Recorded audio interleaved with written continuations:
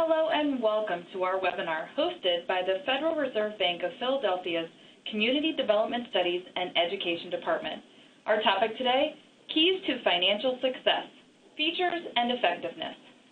I'm Jean Rourke from the Federal Reserve, and I'll be your facilitator. And let me be the first to introduce and thank our presenters for today's call. Both are joining us from the Federal Reserve Bank of Philadelphia, and they are Andrew Hill and Todd Zartman.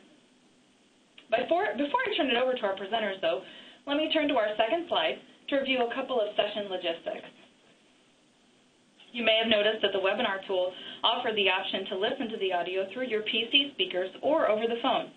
But the quality of your PC audio does depend on your connection, so at any time, feel free to dial into the bridge number.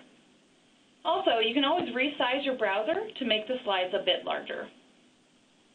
This call is being recorded, and the archive will be available using the link you're using today for the next 30 days. You can also ask Todd and Andrew questions today. At any time during the session, you can type your questions into the chat window using the Ask Question button on your screen. And one more note, you should keep your mouse handy as we'll be conducting a few poll questions today. And when we do, just click your answer on the screen. We're going to turn to slide 3. And I'll cover our legal disclaimer. Hold on, let's get you on slide 3. All right. You should see slide 3, okay? And the views expressed here are those of the presenters and do not necessarily represent the views of the Federal Reserve Bank of Philadelphia or the Federal Reserve System. And with that said, I'll advance to slide 4, and I'll turn it over to Andrew. Thanks, Jean.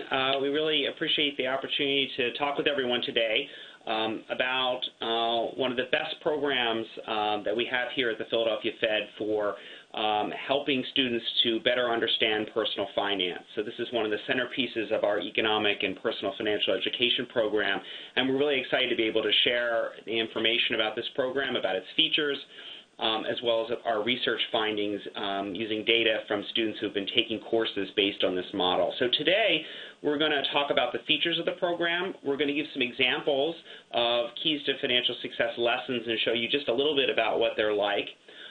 We're going to also share with you our research findings that show that the program is effective. And then we're going to talk just a little bit at the end about how you can get Keys to Financial Success to work for you. We're just to find ways to get others to build upon the success that we've had with the program. But before we go a little bit further, I just want to have Jean launch our first poll question so we can get a little bit of a sense as to who's on the call today and what your roles are in working with young people to learn more about personal finance. So Jean, if you could launch our first poll question. You got it, Andrew. All right, our first question, and you should see that pop up on your screen very shortly. All right, and it is, which of the following best describes you? Are you a classroom teacher, a school administrator, Council or Center for Economic Education staff, Federal Reserve staff, non-school financial education practitioner, or other? So I'll give you just a second to think about which word or which best describes you. I'm going to stop that poll, and if you just pay close attention to your screen, you should see those results pop up in front of you. All right, and so, Andrew, you should also be able to see, looks like most of your audience is classroom teacher at 43%, and then 26% of our group is from Council or Center for Economic Education staff. I'll let you chat about those for a second. Great, thank you. So we're really excited to have classroom teachers on. We're excited to have everyone, but classroom teachers, we really think that you'll find Keys to Financial Success very useful to you, and we want to share with you how you can make use of the program yourself. Also talk about some opportunities for you to come here for training around Keys to Financial Success. Council and Center staff, we also want to give you more information about how you can make use of Keys to Financial Success in your state with teachers in your region. And then other practitioners will also share with you how you can make use of this material. So we're very excited to have everyone on the call today, and we know that there'll be something here for everyone. I'm going to turn things over to Todd, and Todd's going to tell you a little bit more about the features of the program. So we'll go to the next slide, Jean. Okay, thanks, Andrew. I'm going to walk you through and take a look at Keys to Financial Success, what it is. It's a 52-lesson course plan for teaching high school personal finance. It relies heavily on lessons from Financial Fitness for Life, Learning, Earning, and Investing, and Practical Money Skills. The Philadelphia Fed provides curriculum materials and a week's training at the Reserve Bank in Philadelphia in each July. And schools pledge to offer the course at least one semester each school year. Gene, if we can move on to slide 6. And we're going to look at some of the features of the KEYS program. The KEYS to Financial Success program is a partnership with the University of Delaware Center for Economic Education since 2001. We have some different goals with our partnership. We provide training and materials for educators to support the teaching of a semester-long course in personal finance. We want to use accurate materials grounded in the economic way of thinking. And by this, we mean that they're going to be looking at decision-making and the fact that resources are scarce. And so students have to have a strong foundation in economics and understand the economic way of thinking, and then hopefully from that be able to make some sound decisions.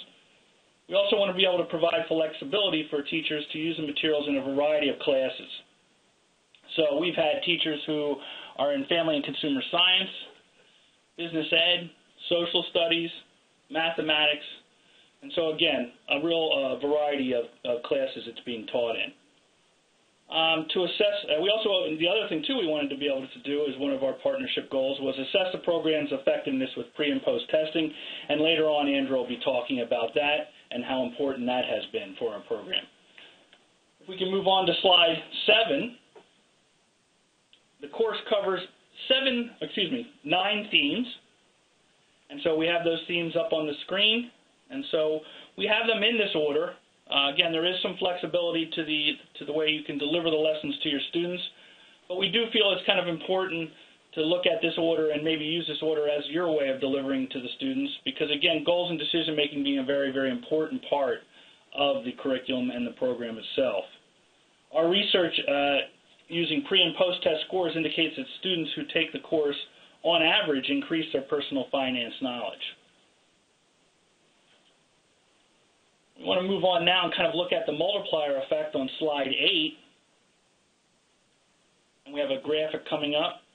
And this graphic will show you that basically it starts out, it gives you a nice visual as to how we handle our delivery of the program. And so we work with the Center for Economic Education and Entrepreneurship at the University of Delaware.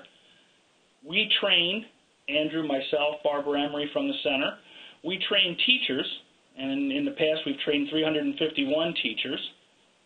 And then they teach in 162 schools across the 3rd district, the 3rd Federal Reserve District.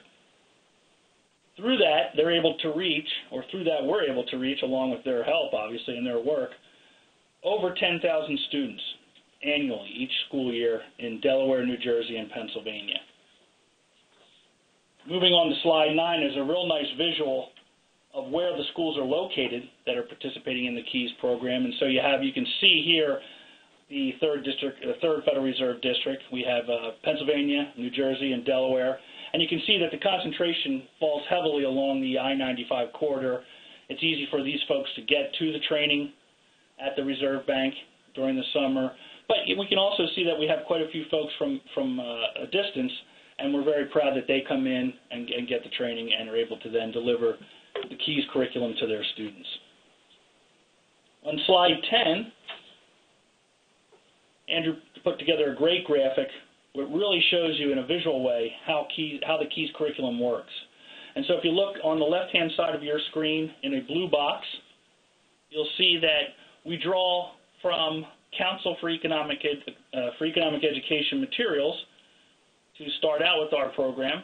We basically take 19 lessons from Financial Fitness for Life, 6 lessons from Learning, Earning, and Investing, and then 6 additional lessons also from the virtual 4.5 jump drive that the council puts out. What we do basically is you take these lessons, we decide not to recreate the wheel per se, and we use these in a framework which we call KEYS. And you can see that the framework, again, if you look one box down below that, We also have 7 lessons that we draw from practical money skills. And then we've also created our own material. So we have different activities, different lessons that we've created on our own with our partners at the University of Delaware Center. And we have 23 different lessons from that KEYS material CD that we provide to teachers during the training.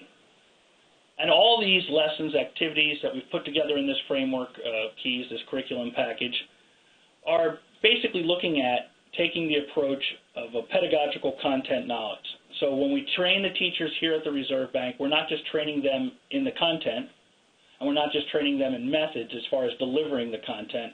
We're looking to package it together for them to be able to understand it and then also deliver it in a collaborative and active way. And so the lessons really draw upon a lot of collaborative and active activities with the students, and then the teachers themselves deliver this material in the classroom to students. And that's the real impact that we're able to provide through this multiplier effect. On slide 11, we're actually going to take a look at the structure of a KEYS lesson to give you an idea of, well, what does a lesson look like, you might say. And so the very first lesson we're going to look at is actually the very first lesson in KEYS. It's based off of financial fitness lesson known as How to Really Be a Millionaire. It's actually lesson 1.1 in Financial Fitness for Life, and it's actually the first lesson in the KEYS curriculum. And you can see we have 3 different red lines here that have some bullet points that I want to point out as far as the structure of the lesson. We have a clear structure with numbered and color-coded lessons covering 9 course themes, like I talked about prior. The lesson description introduces the teacher to the purpose of the lesson and provides a brief description of the procedure. And every lesson is also benchmarked to national personal finance and economic standards. And so that's a real nice format that you'll see every lesson in the KEYS curriculum laid out in. And so it does a wonderful job of being able to have a teacher then navigate their way through the KEYS curriculum and understand how each lesson works. Because, again, keep in mind, we're drawing from different curriculum packages, and then we're putting it into a framework called KEYS. We're now going to move to slide 12, where I'm going to point out a few other structure concepts from the KEYS lesson. And again, being the same lesson that we talked about, How to Really Be a Millionaire. You'll see that each lesson includes a list of concepts covered and lists the student-centered learning outcomes that will be achieved by the procedure. And so that can be very, very important for teachers that are asked to provide their learning outcomes to administrators and anyone else that's involved. Each lesson also includes an estimated completion time. And so in this case, you'll see, if you can see it, if it's large enough on your screen, the first lesson that we have, the time required is roughly 60 minutes to 90 minutes. It also lists under the materials section specific handouts, visuals, and additional resources the teacher will need to use to deliver the lesson. And so again, it's really well done as far as color coordinated. The teacher, you'll understand what you have to grab before you deliver the lesson to the students, the number of copies of a certain handout or whatever it might be, and it's laid out in a nice format so you can get your materials together before delivering the lesson. On slide 13, we'll continue to work our way down, and again, you'll follow the red lines. Curriculum materials are color-coordinated, and again, I've mentioned this a couple different times because it's made a big difference as far as teachers telling us that they found it then easier to navigate through the curriculum package. The curriculum materials are color-coded throughout the manual to make it quick and easy for teachers to locate relevant materials. Thumbnails are also provided. Again, a visual thumbnail is provided. That clues or assists the teacher in locating materials from associated curriculum packages. And that's a nice feature because, again, you get a little thumbnail, a little visual to be able to look for, yeah, this handout matches, this is what I thought it was when I pulled it from either virtual or the KEYS materials CD or something like that. And again, each lesson includes a detailed procedure, step by step, which often refers the teacher to more detailed procedures that are in these certain lessons from certain activities throughout the different curriculums that we draw from. On slide 14, I'll continue to show you why we are pretty proud of the way it's been laid out, the way we've put it together. Throughout the procedure enclosure, carefully constructed discussion questions check for the student's understanding and draw the students into the learning process. So we're not just standing and delivering content to the student. We're interacting with them, having question and answers. We're talking about what's going on in the different activities. And again, this is all reflected in the procedure. Each lesson also includes a specific closure section aimed at ensuring the students have learned the important points of the lesson. And again, that's important for a classroom teacher. You want to make sure that you've gone over what they've just learned and get a sense as to whether they picked up what you hopefully delivered to them, and whether things need to be changed or whether you maybe need to add a different activity or something like that. Each lesson also includes an assessment item to check for student achievement, and some lessons also offer extension activities. On slide 15, we've actually blown up one of the visuals from How to Really Be a Millionaire. And you can see in this visual, it's pretty nice. We're going to basically, in this activity, we're going to ask students to listen to 15 true or false statements. With those statements, they're going to work in groups. Again, we want them to be collaborative. And they're going to decide whether that statement was true or false. And you can see here in pictures we have on this slide, these are actually teachers from our program last year that were actually conducting the activity. And so again, one of the nice things about our training is the teachers are going through the different activities, through the different lessons, and getting a feel for what the students are actually going to go through, how they're going to deliver it to the students, and what the students will, how they'll experience the activity. And so in this case, you can see we have a couple different pullouts here where you can see some of the statements that are actually given to students in this activity. And at this point, Gina, we have a couple poll questions coming up to give you a feel for this activity. All right. Oh, sorry. Yep, you're welcome. All right, Todd, thank you. Let me go ahead and pose our next polling question for the group, and I'll announce it as well. Investors who buy and hold stocks for the long term have better long-term stock returns than those who buy and sell stock more frequently. So it is a true or false question. Grab that mouse and make your selection. And we will go ahead and close that poll and show the results to everyone. You should see that pop up on your screen in just a second. All right, and Todd, it looks like 84% of our group said true. So yes, would you like to chat about that? Yeah, well done, folks. That is correct. And so, again, what's nice about this is you're getting a feel for the statements that they're going to see in this activity. And it's always interesting to kind of see what the students know. And so what's nice about this activity being a kickoff activity, it's giving you, the teacher, or you, the instructor, a real nice feel for what do they know coming into the class. And so in this case, you folks got this one also correct. It's always interesting to see what they come up with here, as whether it's true or false. Sometimes they believe it's true, sometimes they believe it's false. It is actually true. And so let me share another one with you, another statement. So go ahead, Gene, if you could share the next poll question. It will give them another example. All right, so I'm posing that next question, and I like it. Millionaires tend to be single rather than married. And again, it is a true or false question. So go ahead and make your selection now, and I'll stop that poll. All right, and let's show those results to the group. All right, 90% say false. Todd, I'll turn it back over to you. Okay, so this one always gets an interesting discussion in our training program in the summer, and I'm also, from what I understand from different teachers and educators, that it also starts off quite an interesting discussion in the classroom. And it is false. So millionaires do tend to be married, and there's a lot of different factors for that. And what's nice about this activity and the write-up that comes with it, the procedure steps that come with it, is they give you an explanation as to why each statement was either true or false. And so what's nice about this is, again, you're having a discussion as the instructor with the students, you're getting their point of view, and you're starting to show them where they're going to head as far as this course goes. What are they going to start to learn about? Well, they're going to start to learn about the successful decisions that successfully financial people have made. And so what's interesting is it's kind of giving them, the student, a preview as to where the class is going to go. And so there's certain areas, investing, saving, and in this case, decision-making, as to what they're going to learn throughout the year and how it's going to make them more successful financially down the road. All right, so we're going to move on from that to slide 16. And right now we have an example of, again, one visual, and an exercise sheet. And so you can see here, as they're working in groups, the students, they have a score sheet, which is exercise 1.1 on the left-hand side of your screen. And so they're keeping track as a team. They're keeping track as to each statement whether they got it right, and they're keeping track of their point total. And so, again, it's kind of active, kind of collaborative, and makes learning fun, to be quite honest. And then what happens is, again, you kind of wrap it all up with a visual here on rules for improving your financial life.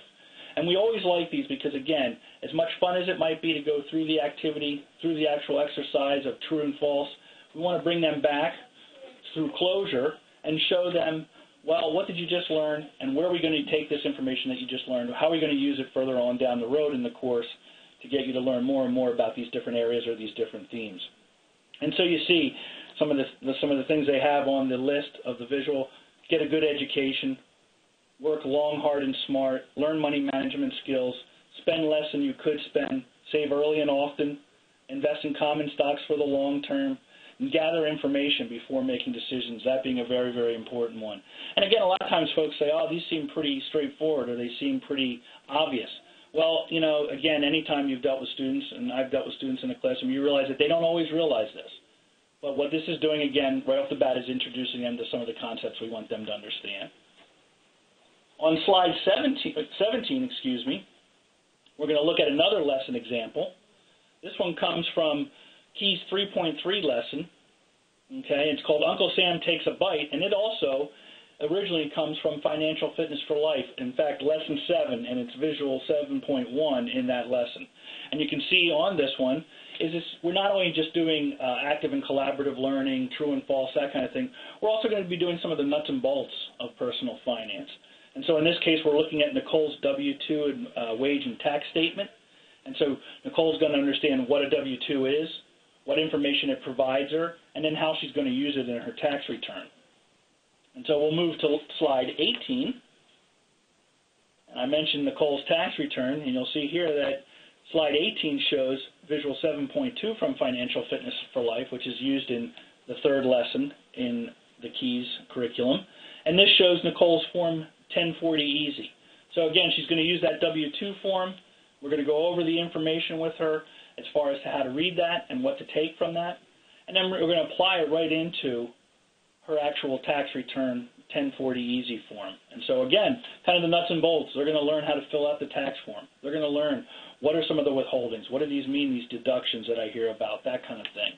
And so again, it's pretty important not only to get them energized through the activity, active and collaborative learning, but to also get them to understand the nuts and bolts of personal finance and the things that they'll use the rest of their lives.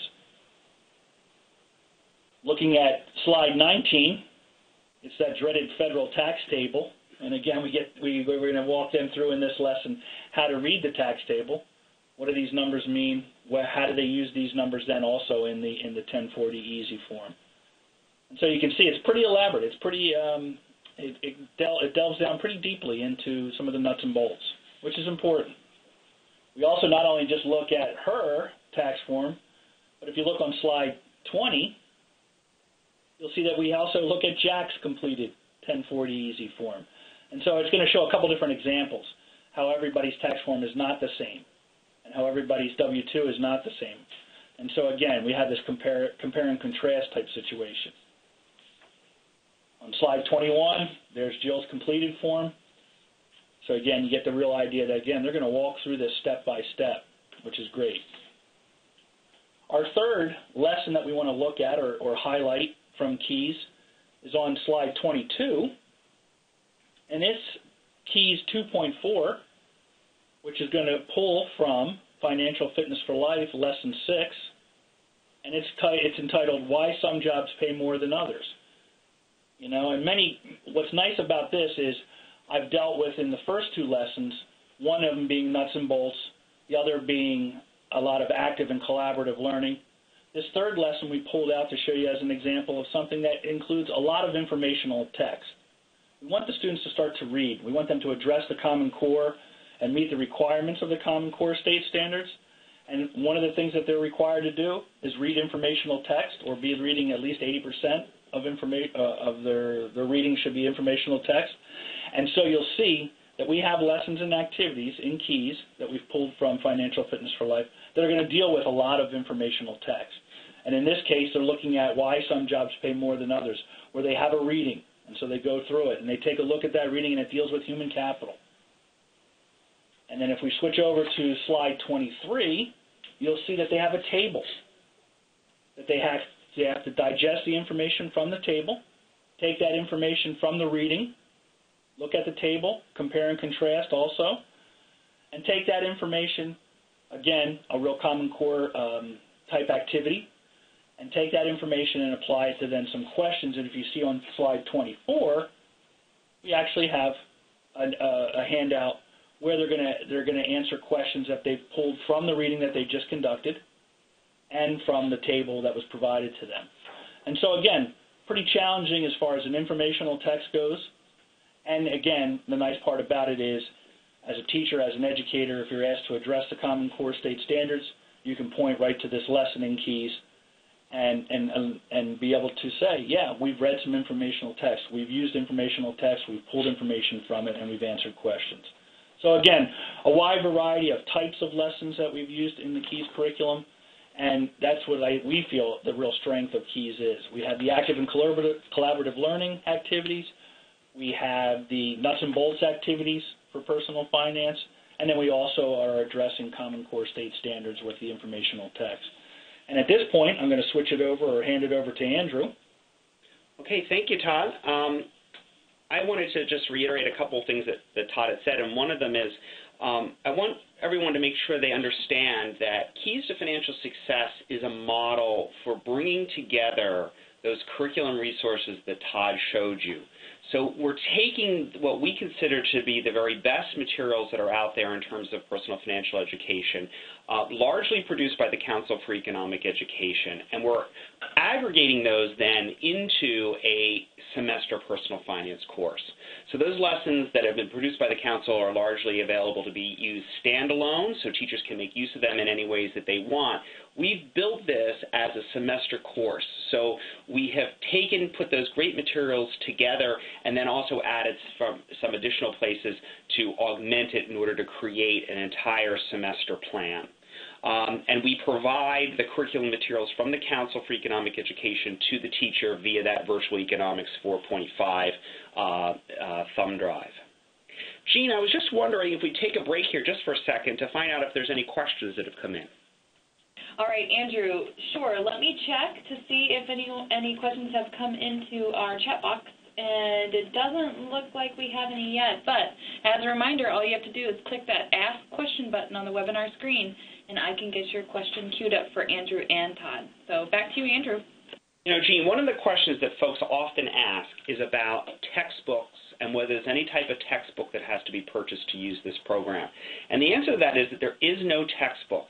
One of the things about personal finance is it moves very quickly.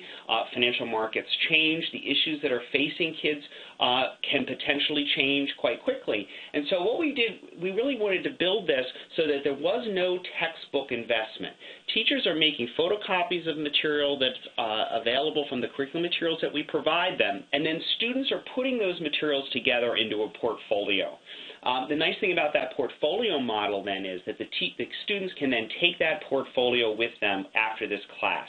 And we hear back from teachers that we've trained that all kinds of anecdotes about students who've kept that portfolio and come back 2-3 years later and talk about how they've used information that was in their portfolio from their personal finance course in order to inform themselves about making decisions going forward. So that's one question that I know sometimes comes up. Hi, Andrew. Andrew, I'm sorry. I hate to chime in, but we had a couple of questions come in. Do you want to take those now? Sure. All right, great. So the first question, how can you get a copy of the lesson plans? Okay, so the way that you get a copy, we send you a PDF, and we'll talk later on in the webinar about how you can make Keys work for you. And part of that is how do you get a copy of the Keys manual. So we'll definitely talk about that. But the simple answer to that is you reach out to us and we'll provide you a PDF copy. All right, thank you. Next question. How do we participate in the class offered by the Federal Reserve? How can we access more info in order to participate? Also, I teach in a virtual school in Florida, but since I am in the global side, I serve students out of Florida and international. Will I be able to participate?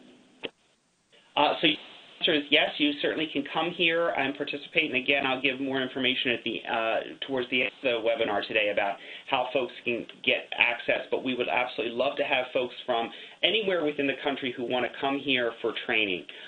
The only thing that you have to do is to cover your own travel, or your school covers your travel. But yes, absolutely, people are welcome to come here. With the more the merrier. And we really feel that the training that we give is extremely important in order to be able to get up and running with Keys successfully. So coming for the training is definitely the best way to get up and running with Keys. But we'll talk more about that at the end, or towards the end of the webinar, when I talk for everybody that's on the webinar about how you can get access to Keys and make it work for you. Jean, let's go to slide 25, and we'll talk a little bit more about the structure of the semester course, and then we'll move into some more discussions about the training program. So slide 25 here, we've shown, and this is actually in a paper that's about to be published, we show, and this also is in the brochure that we provide, it's also available on our website. One of the things we learned very early on, and by the way, we've been doing Keys now for over 12 years, we found early on that teachers needed a pacing guide. 52 lessons is a lot to get through in a semester. People needed to be able to pace themselves through this. A lot of the teachers early on were doing a lot up front in the first few themes of the course. They weren't getting to risk protection. That's where we're talking about insurance. So people needed to have a real pacing, and we've set that up, and we coach teachers on that. The other thing that's important to recognize is even if you're not teaching a semester course, these materials can be used by you as well. We have teachers that are teaching this in a year-long format, and you say to yourself, well, how are they successful? They actually have it a little bit easier, because now they have a little more freedom to take the course a little bit slower, and to be able to integrate even more materials. And a lot of teachers that are teaching the year-long course come for other trainings that we offer, and they integrate more lessons that are either available from us or on that Virtual Economics 4.5 thumb drive that we give them. We also have teachers in Delaware who are teaching what's called the Enhanced Economics Recommended Curriculum Model, and this is a combination of personal finance and economics together. One of the key things that's important to understand about Keys and the Financial Fitness for Life and Learning, Earning, and Investing lessons that we're using is that they're all grounded in economics. So they dovetail really well with an economics course. So these folks are doing roughly 50% personal finance and 50% economics infused together in a year-long course. It works great there. And then we also have folks that are working with Keys in a block schedule, and it works well there as well. Jean, let's move to slide 26. One of the real centerpieces of all of this, and Todd talked a little bit about this earlier when he was talking about pedagogical content knowledge, is this is not just an off-the-shelf resource that you take and then you easily just put into your classroom by reading a book. Really, we want teachers to be engaged in understanding how the course model works. And one of the great things about our training is you're getting it from the author. So you see Barbara Emery, our colleague there on the left on the bottom. You also see my colleague Todd in purple there. And this training is a very energized experience. We're developing that pedagogical content knowledge principally through lesson demonstration. And we'll see in the next slide that we use a lot of lesson demonstration in order to get the ideas across about how these lessons work. A lot of teachers are not necessarily familiar with teaching personal finance, or they're not familiar necessarily with some of the active techniques that are being used in these lessons, and the training is essential for helping people to get up and running on that. And as you see, we have a lot of fun also during that program. The teachers interact a lot, they get ideas from each other, and it's a really enriching professional development program. Let's go to 27, slide 27, Jean. This is just a little snapshot of what the typical week is here for teacher training. So we're engaged in pre- and post-testing the teachers in addition to pre- and post-testing students, and so we actually have a paper that's forthcoming in Perspectives on Economic Education Research where we use the data from these teacher pre-tests and post-tests to really show that the teacher is a pivotal part of the learning experience for personal finance, that teachers do make a difference. As you can see, we do a lot of explaining on the first day how the course works, and some of that you're getting today, but clearly there's a lot more to it. And we do a whole bunch of lesson demonstrations over the course of those 5 days. We also spend time in the computer lab because one of the principal things about KEYS is learning how to access and get the materials off of the Virtual Economics thumb drive as well as from the Practical Money Skills website and bringing those together as you prep for your class in the 52 lessons. Also, finding additional internet resources, whether they be calculators or other resources for students to make use of. We spend time on that. And we also do some content presentations. We have folks from our legal department as well as from our payment card center who do two critical presentations. One's on credit scores and credit reports, and the other is on identity theft and privacy issues. So it's a very enriching program. We have a very full set of days. We provide breakfast and lunch every day for folks, which they really enjoy being able to interact with each other during those meals. Let's go on to the next slide, Jean. Just a few things that are coming down the pike. We're going to have a brand new version of the Keys to Financial Success Teacher's Manual this year. One of the things that we're doing is we're expanding the benchmarking of all 52 lessons to also include the relatively new national standards for financial literacy that were produced by the Council for Economic Education a couple of years ago, as well as benchmarking to the Common Core state standards. There's tons of Common Core in KEYS, but we want to make it very explicit for teachers so it's easy for them to cite which of the benchmarks in the Common Core state standards are being met by each lesson.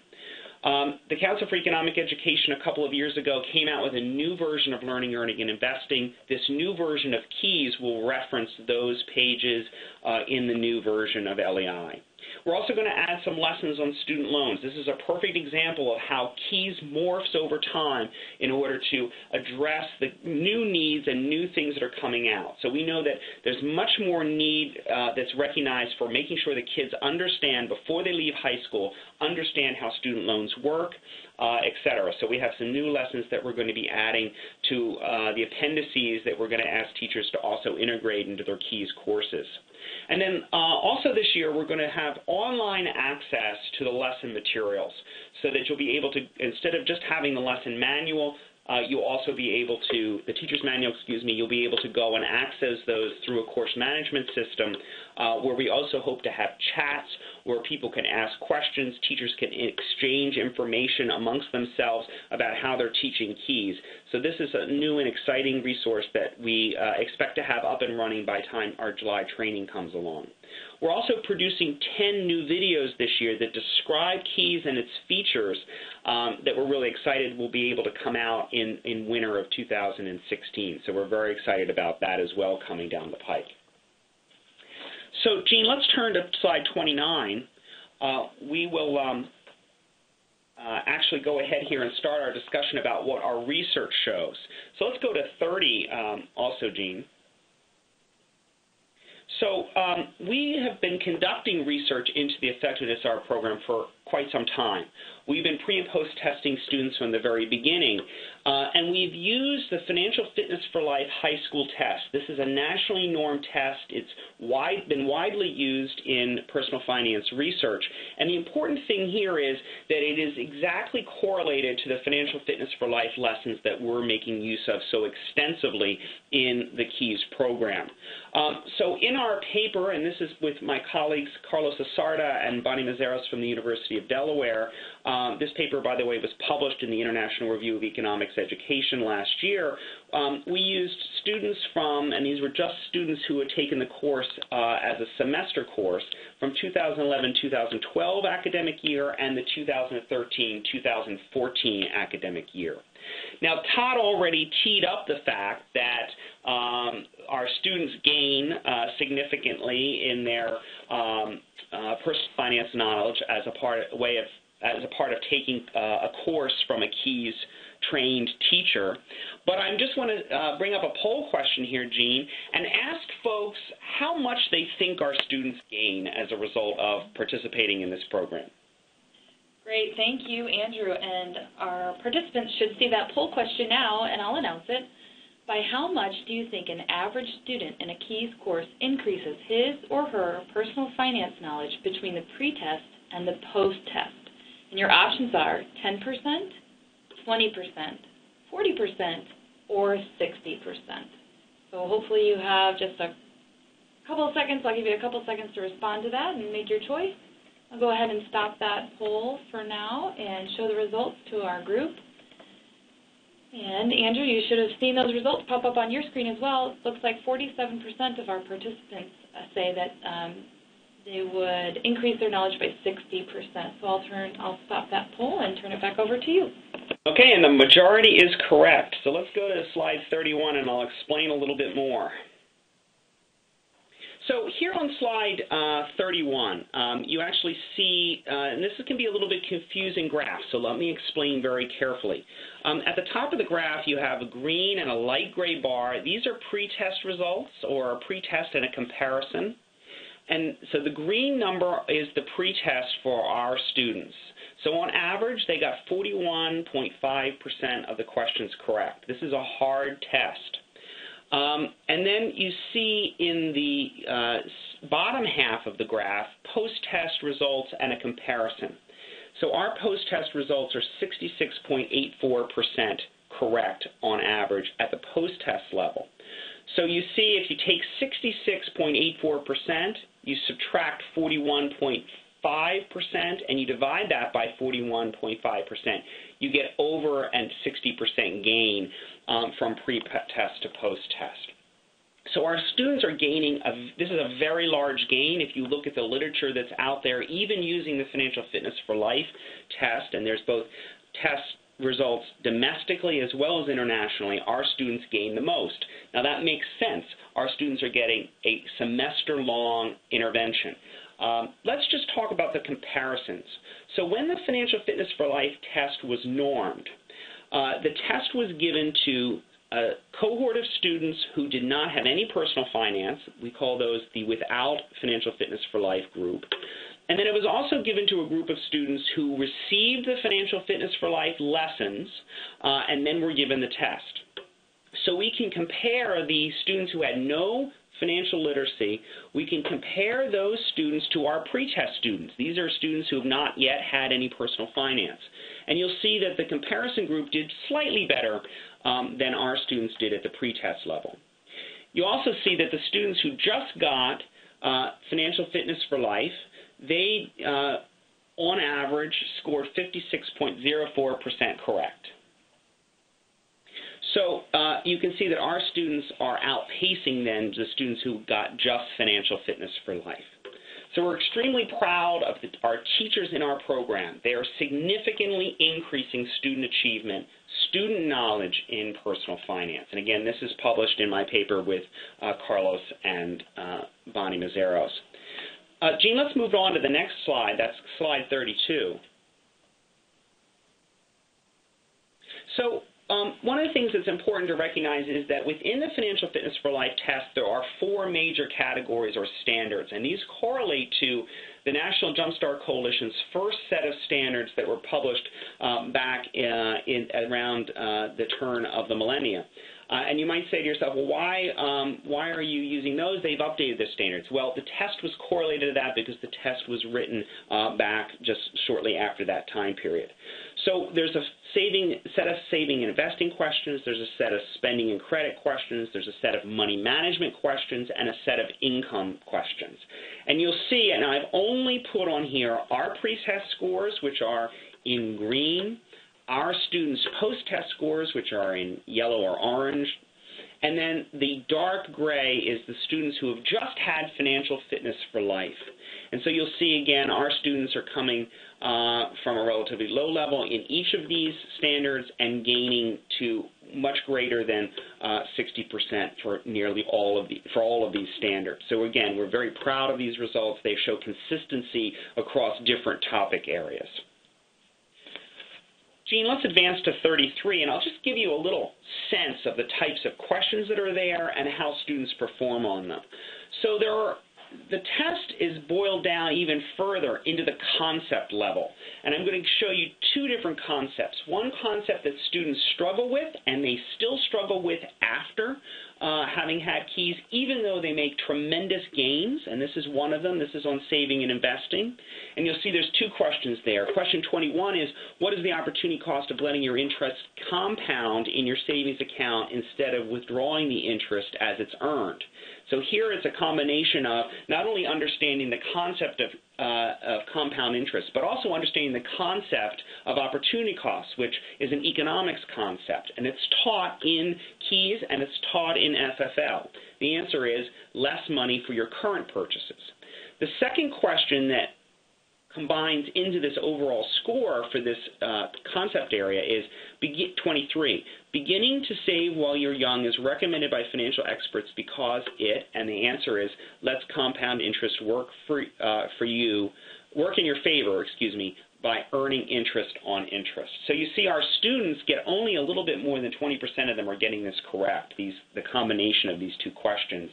By the end of the course, nearly 50% of them are getting it correct. And you have the comparison group there as well. The light gray are the students who had no personal finance course. The dark gray are students who had the Financial Fitness for Life lessons. So again, hard set of questions for the students, but our students are gaining significantly, and we're very proud of them and their teachers. Jean, let's go to 34, please. So here's a question that's relatively easy for the students, reasons for saving and investing. So which strategy is most likely to improve most people's financial situation over a lifetime? The answer is saving early in life when a person begins earning an income. Now the question might be easy. You might think that the distractors are giving a hint to the student, but nonetheless, one of the things that a lot of people talk about with personal finance courses is that we need to teach kids to save. I think this question shows us that it's not just about teaching kids to save. It's much deeper than that. It's deeper concepts that high school kids need to be learning about in personal finance courses. So it gives us some ammunition, if you will, in terms of what kinds of emphasis we place in our training programs and what we really tell our teachers to emphasize in their KEYS courses.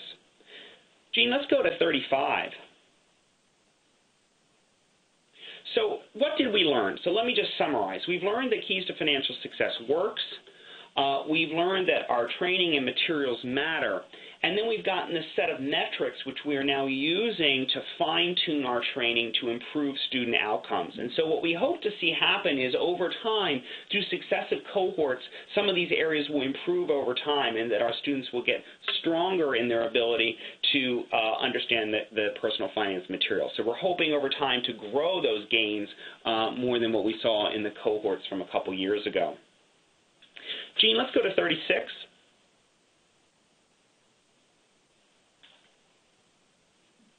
So we're going to talk now about how you can get KEYS to Financial Success to work for you. So depending on whether you're a classroom teacher or you're a school administrator or you work at a counselor center or you work at another reserve bank or you're just a personal finance practitioner that's out there, we're going to talk about how KEYS to Financial Success can work for you and how we can help you to get equipped to using what we have found to be, no pun intended, very successful. So Jean, let's go to 37, please. So there's two options here for practicing teachers. So the first one is what I would consider to be the best choice, and that is that you come here to Philadelphia for training. We know that teachers who are trained to use this material have a significant ability to influence student achievement in personal finance. So the training is always the week after July 4th. So this year it's July 6th to the 10th here at the Federal Reserve Bank of Philadelphia. We have a spectacular conference facility with in-house catering, really a great place to come for training. So participants receive 30 hours of professional development. If you're a teacher in Pennsylvania, that's Act 48. You receive all the materials to teach the course. So you get print manuals, you get the Virtual Economics 4.5 thumb drive, and you get to participate then in our pre- and post-testing program. So this is testing that's done online. We give you access then to set up your students in our testing program, and then we use that data to, again, continue to do research.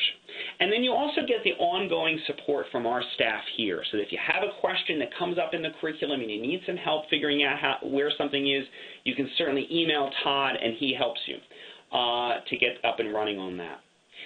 This is the best deal anywhere. All of this training, all of these materials, and the only cost is $50. Now, if you don't live within the Philadelphia area, you have to have some travel as well. But this is an almost free program. And in fact, we'd love for it to be free. We charge the registration fee to make sure that folks show up when they say they're going to come. So we're very proud of that offering. We think that's the best option. Now, if you can't make it here for training, you can request from us, and the best way to do that is to email Todd or myself. We will send you a free PDF of the Keys to Financial Success Teacher's Manual. You can then print that PDF out and work from that. And we'll also send you that materials CD-ROM that includes the materials that we created here at the Philadelphia Fed that augment the other materials that we're drawing from. Then you go to the Council for Economic Education. You purchase their Virtual Economics 4.5 thumb drive. The list cost for that right now is $160, and then you can access the Practical Money Skills lessons for free from their website. So it is possible to do this. It is challenging, and the reason it's challenging is you don't get a chance to see how it all works live right here in Philadelphia. We do hope in the future with some of the videos we're going to be producing to give at least a sense of some of that, but there's no question that this is not a simple substitute for coming for training. Gene, let's move on to the next slide, 38. So let's just talk about if you're a counselor or Center for Economic Education, or you're one of our colleagues at another Federal Reserve bank or branch. We will create a customized version of the Keys to Financial Success Teacher's Manual for you to use in your state or Federal Reserve district. So we've done this, for instance, in Colorado. We worked with Rob Clinton to produce a Colorado version of Keys to Financial Success Manual. So you keep the same 52 lessons, the body of the curriculum, and then we work with you to customize the front material so that it has the information about your council and center or Reserve Bank staff, so that it has information about where teachers can access the state standards for your state, etc. So we customize that. You then take that file that we provide and you can print your own copies at your local print area. We'll provide you with agendas, etc., for how you can get up and running and doing your own training program. And then we certainly encourage you to send your trainers here to Philadelphia to observe and participate in our training program so you get an idea of how it's done and think about how you can implement this in your own area. So again, we're here to provide you with expertise as well as provide you with that teacher's manual. And then if you're from outside these groups, certainly reach out to us and discuss how you'd like to use Keys, and we can work with you to try to develop a way to make that happen. Let's just go to the next slide, Gene, 39. So just to remind you about our Keys to Financial Success training, it's the week of July 6th. It's $50. You get breakfast and lunch every day, all the curriculum materials. You register on our website, philadelphiafed.org/education. I know Gene is going to push out the registration pages at the end here. But importantly, if you ever run into trouble with registering, certainly email Todd. So one thing you might want to write down right now is Todd's email address, todd.zartman@phil.frb.org. Gene, let's go to the next page, 40. We've created a little YouTube video last summer that just gives you a little 2-minute snapshot of what the Keys to Financial Success program is like. This is a great video to show to an administrator, perhaps. It's a great, if you're trying to, get funding, for instance, to come here for training or to get the opportunity to implement this program in your own school. We also have teacher interview in there, so you get a sense of what a teacher has to say about it, and you get a little chance to see our facilities and how we operate here. We'll go on to the next slide, Gene. Via our website, you can register for all of our training programs. So this year, in addition, this summer, we're going to be offering some other programs that you might be interested in as well. But nonetheless, if you go to philadelphiafed.org/education and then click on Teacher Training Programs, you'll come up to our registration page. Let's go to slide 42, Jean. We have another overview video of all of our programs that really gives you a sense as to what it's like here at the Philadelphia Fed. Again, teacher interviews in there, and you can watch that YouTube video as well. This is all on our YouTube channel, so if you're ever looking for these videos, if you go to YouTube, you type in Philadelphia Fed and look on that YouTube channel, you'll find our economic education videos. So, Jean, I was wondering if any more questions. We have a couple minutes left here, and I'm wondering if we have any more questions that have come in that we could answer. Yes, Andrew, we have had a couple of questions, so let me just announce the first one real quick. Let me just do a quick reminder. If you have a question for Todd or Andrew, go ahead and click the Ask Question button, and I'm going to go ahead and dive right in. Will you be using any parts of the Gen I Revolution game? So we certainly make teachers aware of the fact that Gen I exists. They are going to be made aware of the fact that that's part of learning, earning, and investing. And we, if that's something that they want to implement into their class, they're certainly able to do that, and we make them aware that it exists. All right. We have another question. How does the FFFL test compare to the WISE Financial Literacy test? Okay, so I'm not completely familiar with every aspect of the WISE Financial Literacy test. The important thing about the FFFL test is it's nationally normed. So it was sent out. We know that we have this norming group that we can compare our students to. So it's 50 questions. These questions have a high degree of internal consistency, and they're valid. And so that validity and internal consistency was tests were conducted by Professors Wallstead and Rebeck, and they're available from the Council for Economic Education in the testing manual.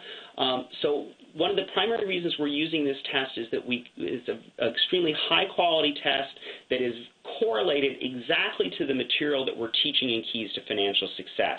So we want to make sure that the test instrument that we're using is correlated to what we're teaching. And that's why we make use of this high-quality, nationally normed test. All right, thanks, Andrew. We do have another question.